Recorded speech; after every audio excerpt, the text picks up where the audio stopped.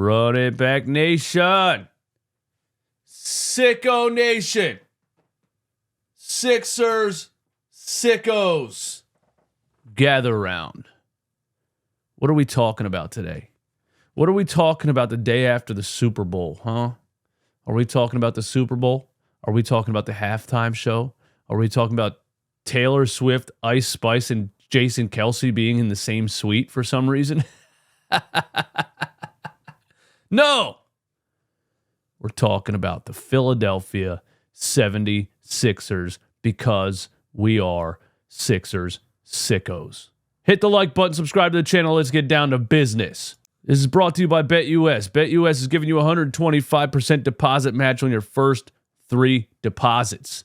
NFL season's over, baby. It's time to start betting on the NBA.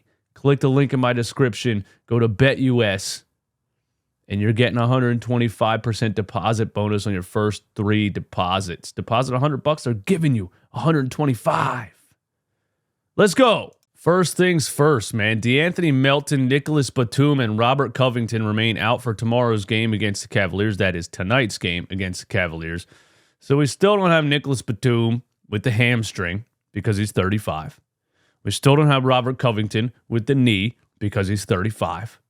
We still don't have DeAnthony Melton because he has a degenerative back disease. I don't know what happened. But all 3 of those guys are still out. But I am starting to feel better about this team. Tonight's a good test because you can't really let beating the Wizards make you feel better about, you know what I mean? You got to say, okay, I liked it. I liked what it looked like. I'm seeing the Maxey Buddy Hield campaign. Ricky Council coming off of the bench. Maybe he earned some more minutes, but you still got to tell yourself it's the Washington Wizards. Tonight is the Cleveland Cavaliers, who have been hot. So, we'll see. If tonight they get blown out by the Cavs, then I'm right back to where I was. The season is over without Joel Embiid. If they put up a fight and they look competitive, I'll have a different opinion. So, stay tuned. Come in the playback stream and come to the postgame live show also. But we're still without these guys. Look, I went to Woj's page because that's where the Elton Brand stuff is at. There's still some tickets left for the Woj Pod live with Tyrese Halliburton and Grant Hill. Listen, I'm not here to talk trash or hate on anyone in the entertainment business or whatever, but that sounds like a fucking snooze fest, bro. A Woj Pod live? What?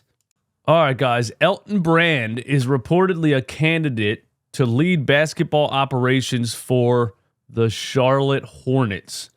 Man, they must want to be the Charlotte Hornets for a long time. Listen, we're not here to slander Elton Brand like intentionally, or I don't want that to be the main just narrative of this video. But what the fuck has he been doing since Daryl Morey took over? What is Elton Brand's job? It doesn't make any sense, bro. He was the GM of the 76ers. Then Daryl Morey came in. They don't even interview Elton Brand anymore. They don't even ask him anything about player transactions. They don't ask him shit about the deadline. Daryl Morey used to say myself and Elton. Now he just talks about himself. Daryl Morey's been running the team for 3 years. What has Elton Brand been doing? How's he still been here the whole time? It makes no sense. It's the weirdest thing ever. But I have a theory. Here's what happened, okay? Elton Brand was hired during the whole Brett Brown was the interim GM thing and all that type of stuff, and the Sixers blew all of their assets right when Sam Hinkie walked away because Elton Brand wasn't the one making decisions. You know what I mean? A lot of people say, well, Elton Brand, why hasn't he paid for his war crimes or something? Elton Brand was not the one making decisions. Josh Harris and his other dumbass billionaire friends acted like they were playing 2K with a real NBA team. That's what happened. The Markelle Fultz, not the Markelle Fultz, the Mikal Bridges trade, trading Landry Shamet and 2 first-round picks to try to stuff Tobias Harris next to Jimmy Butler and Ben Simmons. And this clearly, the more I watched it, and then the Al Horford next to Embiid and Ben Simmons and that team, there's no way anybody with a functioning basketball mind put those teams together. It wasn't them.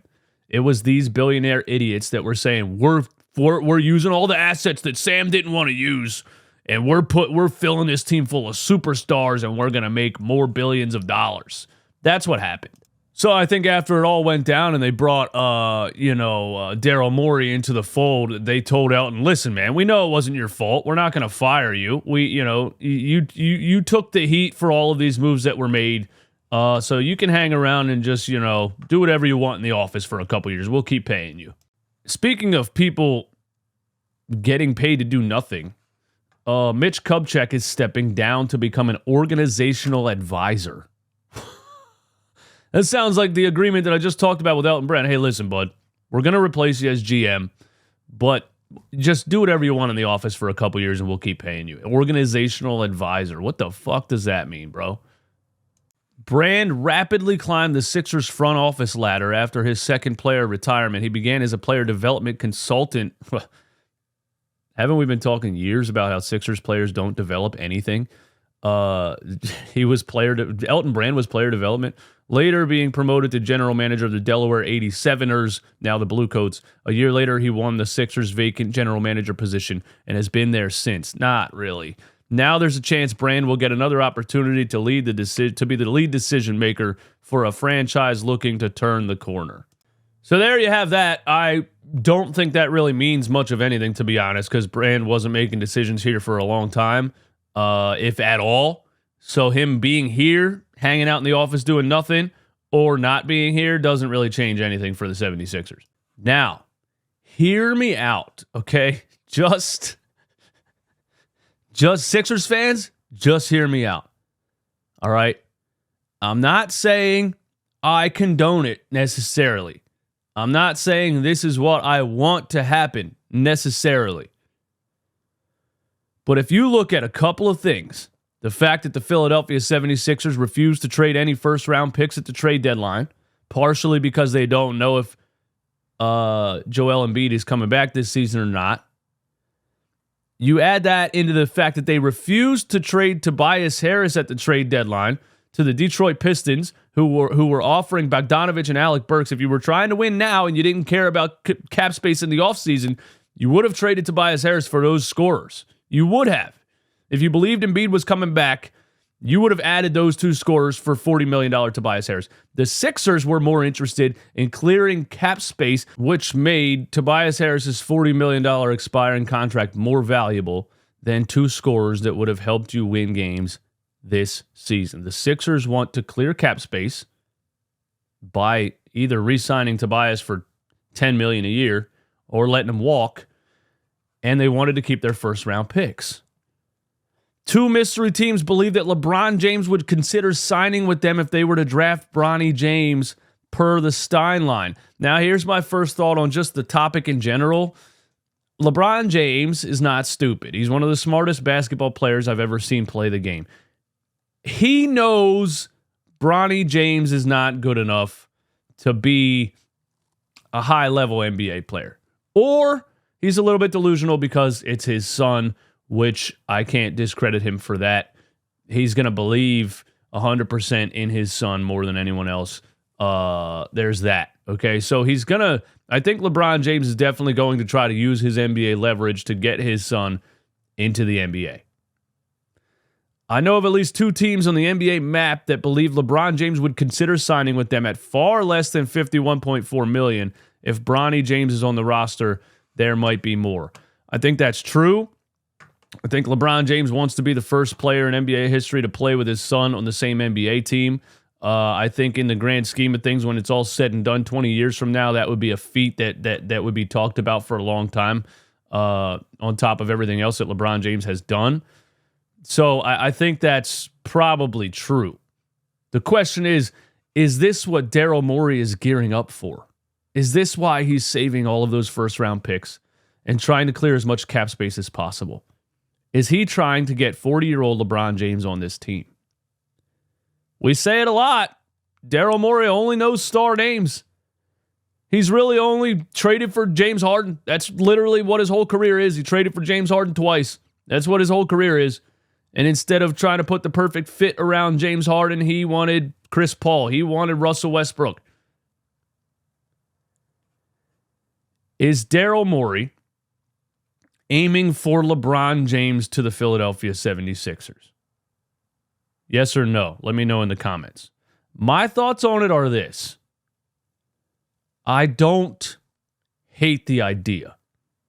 And hear me out. Let me tell you why. LeBron James is so good and has been playing the game for so long.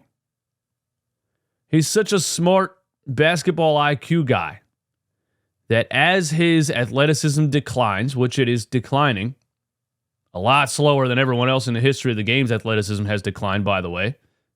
But as his athleticism declines, he will still be a very, very, very good basketball player for a lot more years. If LeBron James wants to, barring injury, he could play till he's 45. You're not going to get the 40-point triple-double LeBron James. You're not going to get the drive to the rim and poster the whole team and flex and scream and all that stuff, LeBron James. But you're going to get top-tier experience, point guard mentality facilitating LeBron James.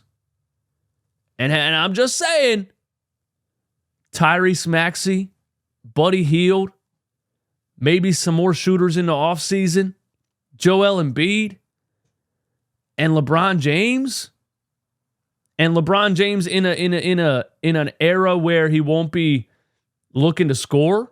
He won't be looking to be the leading scorer on a team. As the years go by, he'll be looking to be the setup man.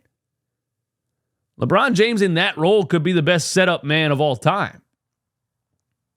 I'm just saying, think about what would it do for everybody on the floor to have LeBron James out there. That's all I'm saying. That's all I'm saying. That's all I'm saying. And AJ, I don't know if you're watching this. I want to shout you out. AJ, I want to shout you out. AJ said this. He called into the show on a post-game live, and he said, I think the Sixers are planning on drafting Bronny James to try to get LeBron here. And I said, you're high. I said, something's wrong with you. I jumped the gun, AJ. I'm not saying I love the idea, but I think you might be right that it's possible that that is the plan. Give me all your thoughts on that, man. That's all I got. Thanks for tuning in today. Join us on Playback TV tonight. Sixers versus... Who are we playing? The Cavs or the Hawks? Did I say the Cavs earlier? I think I meant the Hawks. Are we playing the Hawks again, bro?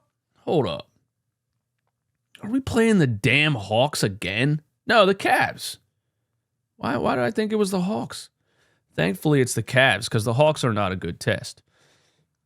Cavs. Join us on Playback TV tonight and join us for Postgame Live. I'm out of here. Peace.